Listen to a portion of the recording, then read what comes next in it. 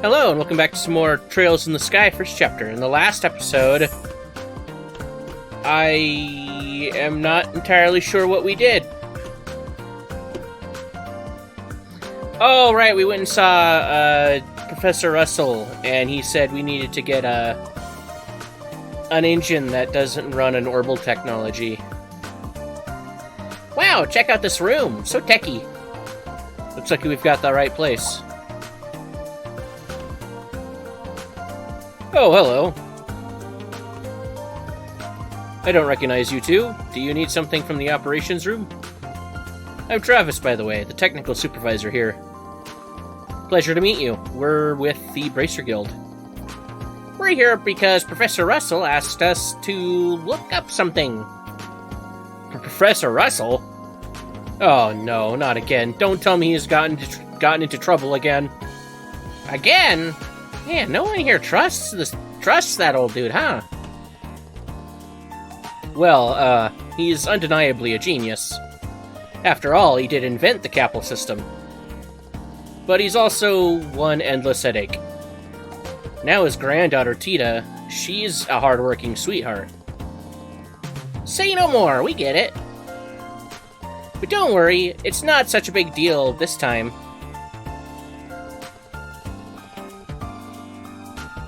We'd just like to know where a few supplies are stored here in the central factory. Phew, that's all? Yeah, that's easy. Alright, let me show you how to use this computer.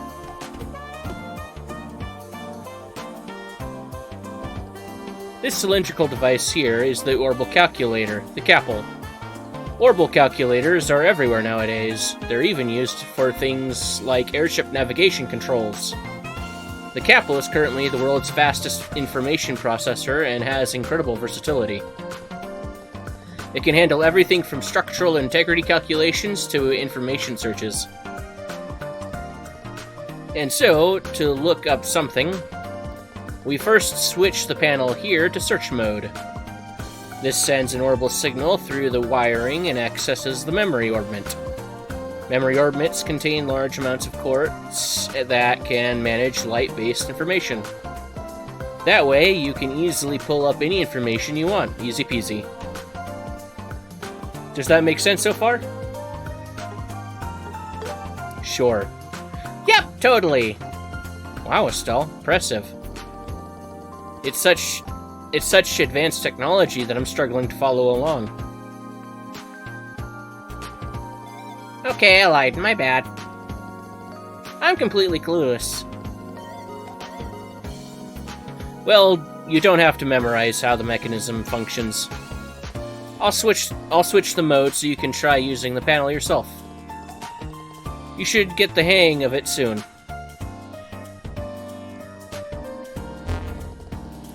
The Orbital Calculator, Capel System version 7.0. Copyright C. ZCF 1197 to 1202. Mode information search. Memory check. OK. Access database. Select search word. Central factory. History. S1154. Septian calendar. Professor C. Epstein dies in the sovereign state of Lemon. S1155. Professor A. Russell returns to the Kingdom of Liberal. He proposes the adoption of orbital technology and faces public skepticism.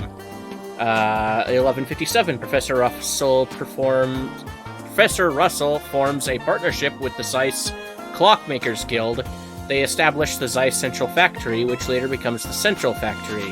1160. King Edgar III provides significant financial support after inspecting the Zeiss Technical Factory. Professor Russell becomes the first factory chief.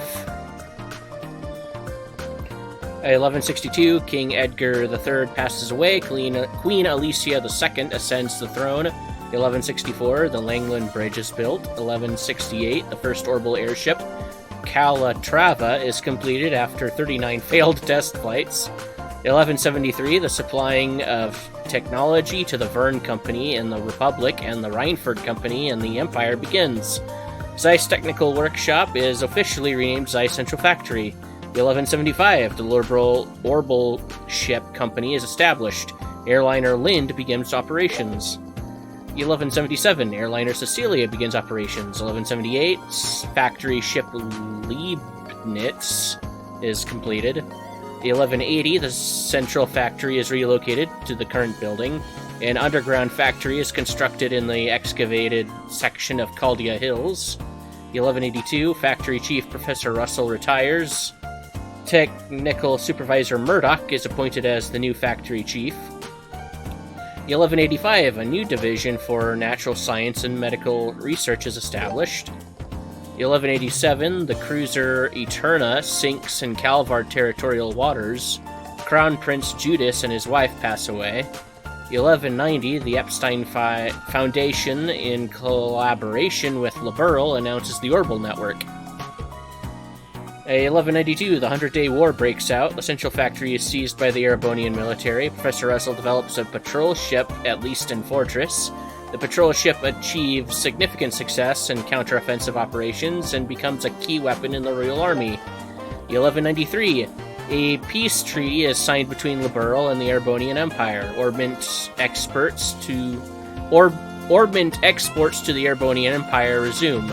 1197, Orbital Calculator Capel version 1 is completed. 1199, development of the high-speed cruiser Arsai begins. 1202, the high-speed cruiser Arsai is completed and starts test flights. That was a lot. All orbital technology. Orbments.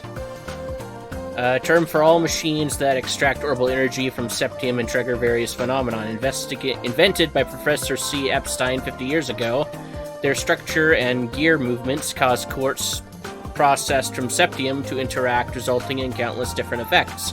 Orbments not only have a variety of applications, but also have the ability to recover internal orbital energy over time. They are far more economically efficient compared to the external or internal combustion engines. Entry quartz, a crystal circuit refined and processed from fragments of septium, sepith. It serves as an energy source while also functioning as a device that includes various phenomena. However, it does not exhibit its effects unless set within an orbit. Septium, a group of 7 types of precious stones found across the continent. They are highly valued as gems and symbols of mystery.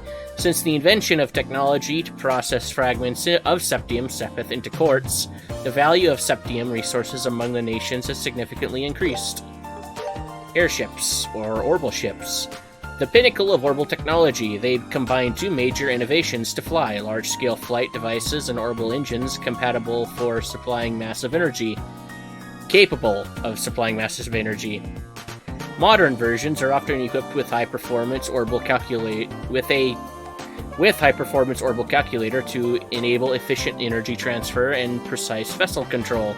Small orbital ships under 20 ARG in size are referred to as airships. Orbital weapons. Oh, there's multiple pages to this one. A category of weapons powered by orbital technology. They are considered the mainstay of military forces in many nations. Orbital weapons include orbital guns and orbital cannons. Orbital guns focus energy in a spiral inside the barrel to fire small metal bullets at high speeds. Compared to gunpowder firearms, they hold more rounds and have adjustable power. Orbital cannons fire shells containing sealed energy, orbital rounds, that detonate on impact. These cannons feature reduced recoil and customizable power output compared to traditional explosive artillery. Was that it? Okay. Tactical orbments. Orbments designed to activate orbital arts, roughly the size of a pocket watch. They are intricately and elegantly constructed. Quartz designed for tactical orbments enhance the user's ability when installed. Through the resonance phenomenon, the quartz synchronizes with the user, enabling magical energy to manifest via intricate mechanisms inside the orbment. The flexibility of orbital arts comes from combining multiple quartz attributes and potentials to unlock various effects. Orbital automobile. Various vehicles powered by orbital engines. Due to being rather uncomfortable and slow, they are rarely used for passenger transport. Their primary use is short to mid-distance cargo transportation. Drive orbit to transport vehicles. Quantity owned unknown. Storage location underground factory entrance. Internal combustion engine.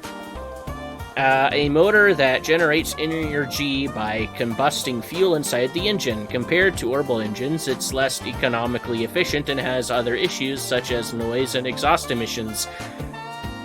So was never mass-produced. Internal combustion engine unit. Units in possession 1. Manager, Maintenance Chief Gustav.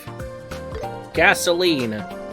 A substance created by distilling and refining a naturally occurring liquid hydrocarbon compound, petroleum, used as fuel in initial combustion engines as an industrial solvent. Republic produced gasoline. Stock 20 medium tanks. Storage location, Ordnance Production Factory.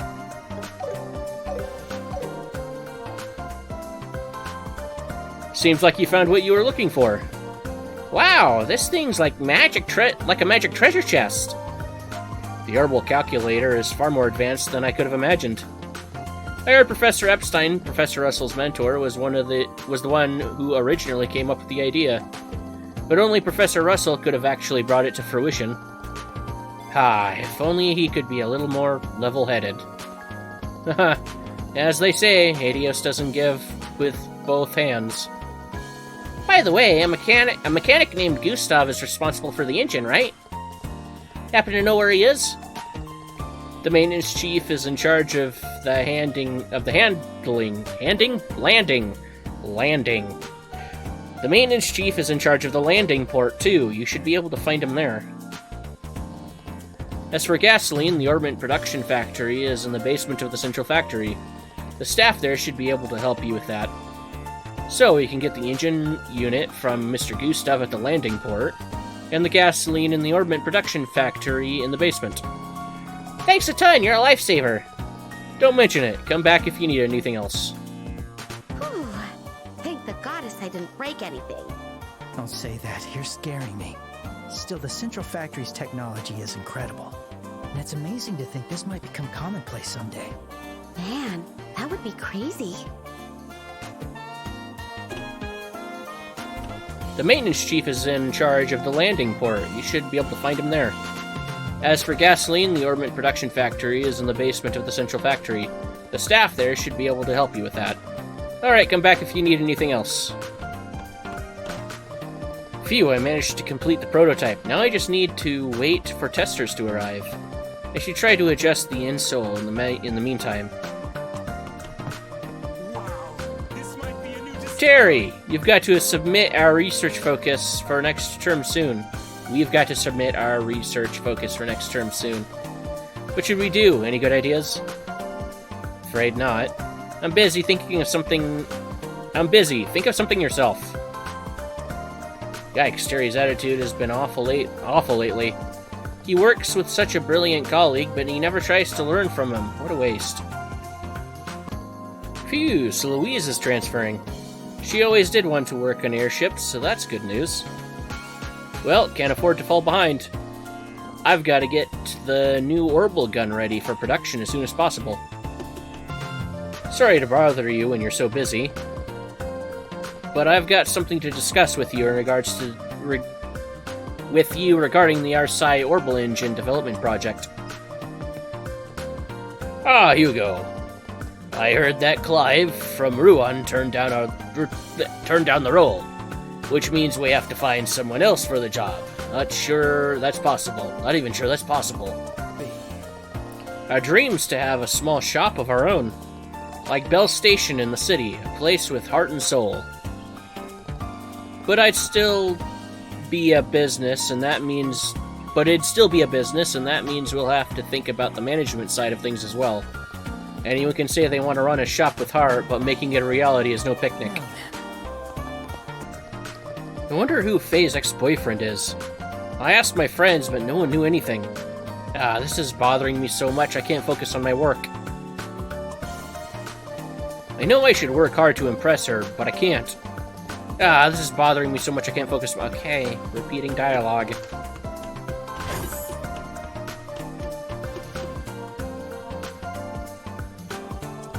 Can I ask you something? Huh? What's up?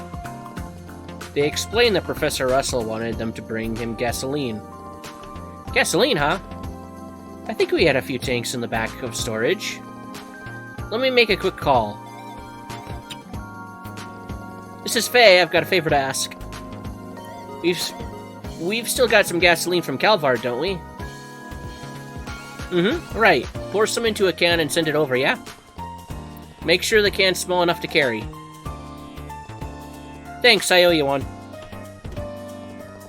Alright, just hang on tight. They'll send it over right now. Send it over?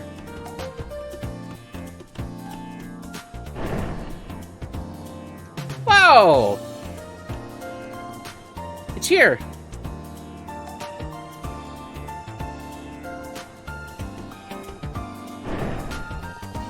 So this is gasoline? So that's what you meant by send it over. Pretty impressive, huh? This conveyor system doesn't only move products around. This baby also connects to the whole underground factory. Wow, that's super convenient. It was another one of Professor Russell's ideas. It used to be just another simple transportation machine. But after the old man got his hands on it, he turned it into something a lot more practical. Getting the infrastructure in place was an absolute nightmare, though. I can imagine. Well, thank you very much for this can of gasoline. No problem at all. Oh, and I don't know what you're gonna do with that, but be careful, okay? Gasoline is really flammable, you know. One tank of gasoline. One of Professor Russell's inventions, huh? He really is an amazing guy, isn't he? He's actually just a funny old man, though. Don't be rude, Estelle. Not that I disagree. Hey, looking to take an airship? You're out of luck if you're headed westbound, I'm afraid. I'm afraid it just left. No, we're not here for that. We're looking for a guy called Gustav. Oh, you want to see the chief? Sorry, he's not around right now. Oh, he's away somewhere? Yeah, he's been over at Leaston Fortress the past few days. The Royal Army made an urgent request for his maintenance work on their patrol ship. Leaston Fortress? It's the Royal Army's largest military base along Valyria shore. It's in the northern part of Zeiss. I guess he won't be back anytime soon then. So what do we do now? Not sure what you need him for, but he should be back before too long. I got a message not long ago, see? Is the next airliner here already? Nope, it's just incredible timing.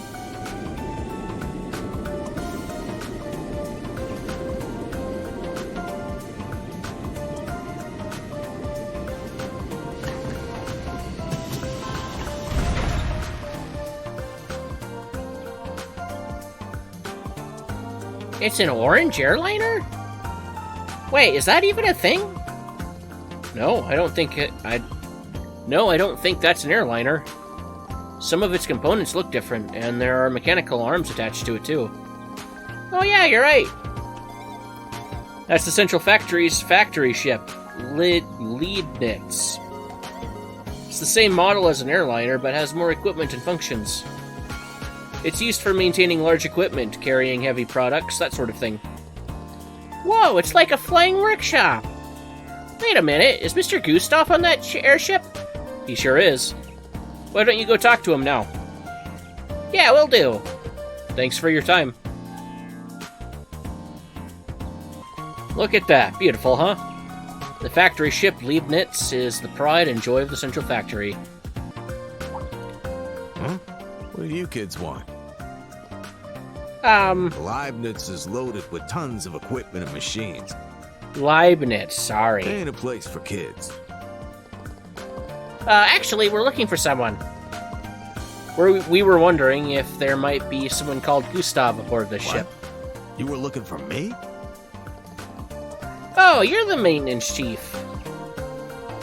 They explained that Professor Russell wanted an internal combustion engine. Ha! So it's one of old man Russell's errands. An internal combustion engine, huh? Well, ain't that perfect timing. Huh? Wait there.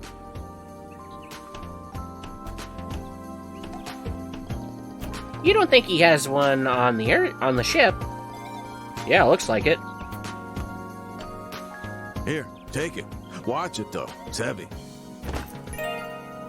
Internal combustion engine.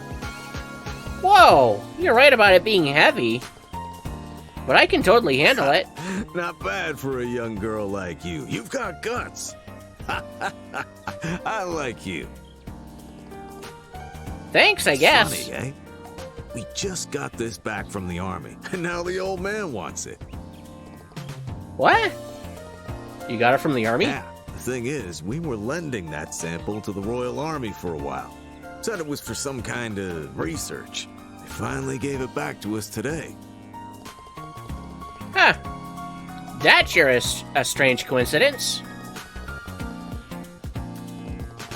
Something wrong? Oh, it's nothing. Well, since we got what we were looking for, shall we get moving back to the professor's place? Yep, sure thing.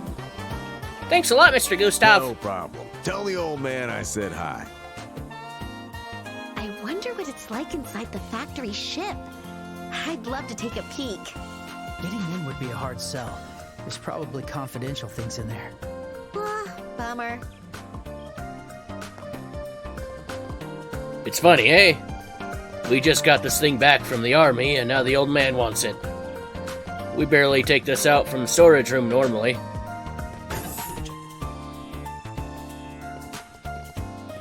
Yoo-hoo, we're back! We've got the things you asked for. Ah, you're back. Thank you so much, you guys. Handed over gasoline and the internal combustion engine. Phew, that was getting so heavy. Well done, the both of you. We've just finished the modifications. All that's left is to install the internal combustion engine and pour in the gasoline. Dita, my dear, time for the final touches. Okay. And done. Wow, that's a chunky addition. Is that the internal combustion engine? Yes, that's right. It burns gasoline inside, and that energy powers the machine. I see. So now we can operate the machine without using orbital energy. Indeed. Time to fire it up and see if it works. And beep boop.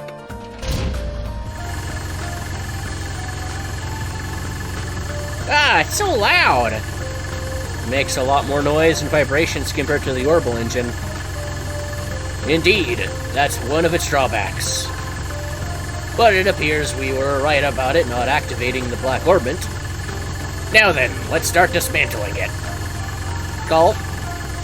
I'm so nervous. Whoa! Those sparks are intense. Alright, let's stop here for a minute.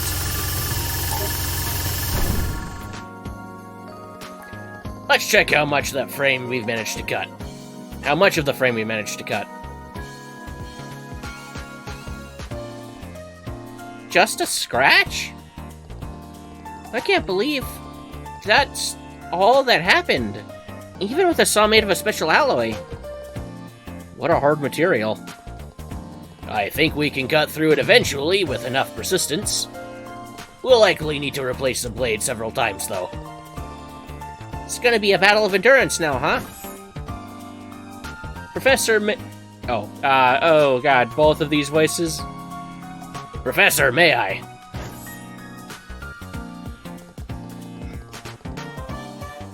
I see the modifications have been done safely. Of course. Who do you think I am? So what's up? Something happened? We just received a message for you from the inn in Elmo.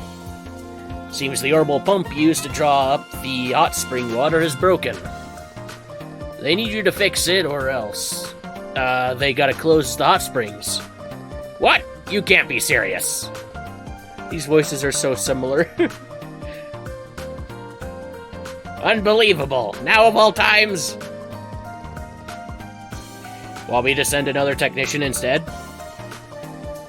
No, that thing is a clunker from over 4 decades ago. It's far too outdated for the younger ones. They only know modern machines. This is quite a dilemma. Grandpa? I could go in your place. What? Tita? I helped with the maintenance last time you took me there, remember? So I know how to do it. Yes, I know. I know you're more than capable, but my concern lies elsewhere. I agree. There's a lot of monsters along the road. But Grandma Mao is in trouble. We can't just ignore it. Hey, why don't you let us handle this? Huh? Ensuring safety along the road is one of a bracer's duties. Don't worry, we can ensure Tita gets to and from Elmo safely. If you two go with her, there should be no need to worry. I suppose that could work. Are you sure it's not too much trouble?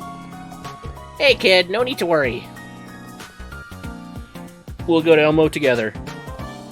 Thank you so much, Miss Estelle and Mr. Joshua. Grandpa, Mr. Murdoch? I guess I'll be going then. I'm counting on you, Tita. Take care out there.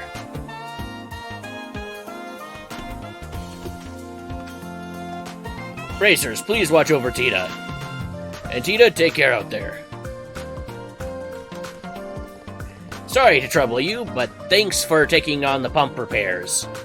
Tita knows how to handle things once you all get to Elmo. Alright, I'm counting on you. I need to come up with different voices. Oh, great. Everybody has new dialogue. Yay! The barrel design needs a little more refinement. This won't fully utilize the high orbital energy pressure. Well, that's true from an engineering standpoint. But if we go any further, it's going to get ridiculously top-heavy. If we consider ease of use, I think the current design is... That's a valid point, but that's not the approach I'm aiming for. Even if it means sacrificing our other elements, I want to focus on maximizing performance. Okay, if you say so. But still, shouldn't we consider ease of use just a little? If we do that, the performance will take a hit. Louise, I want you to try pushing your limits as a mechanic more. This is our last job together, so I want to do things right. Okay, then.